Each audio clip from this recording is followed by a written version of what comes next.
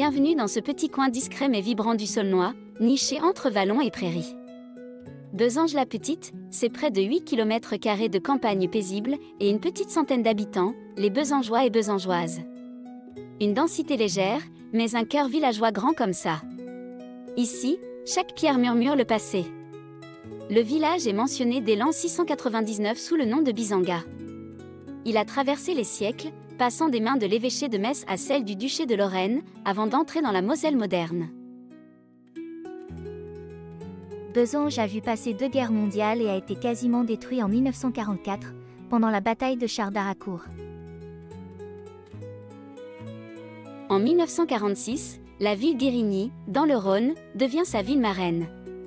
Un geste fort, qui a marqué les esprits et scellé un lien de solidarité toujours vivant aujourd'hui. Le cœur du village bat autour de la mairie, un bâtiment simple mais chaleureux, accolé à l'école. C'est ici que les grandes décisions se prennent, que les enfants rient dans la cour, que les habitants se croisent au quotidien. À l'intérieur, on trouve aussi une salle communale de fête. Spacieuse, lumineuse, équipée avec une cuisine fonctionnelle, elle accueille les repas de famille, les anniversaires, les moments partagés.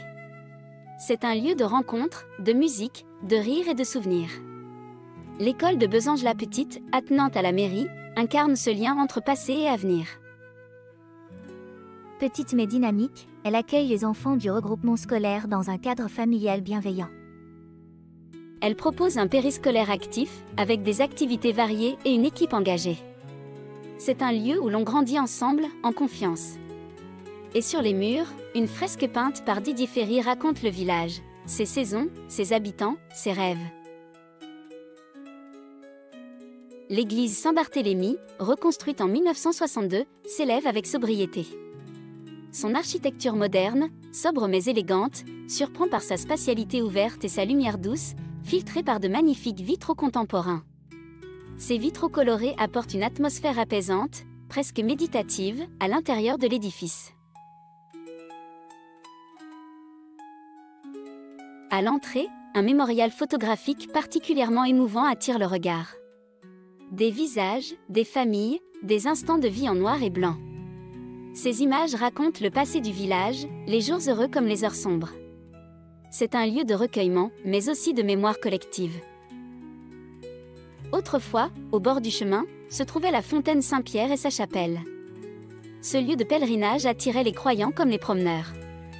Malheureusement détruits pendant la guerre, ils vivent encore dans les souvenirs, les récits, les silences.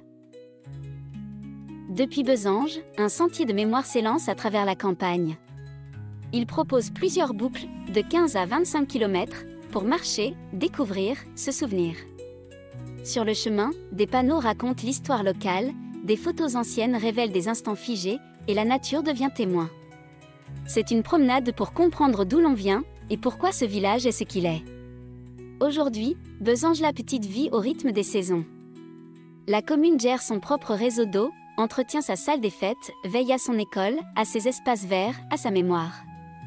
C'est un village où l'on se connaît, où l'on se retrouve, où l'on prend soin les uns des autres. Un village où l'essentiel prend tout son sens.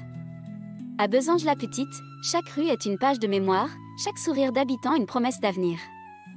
Ici, on ne fait pas de bruit, mais on écrit l'histoire.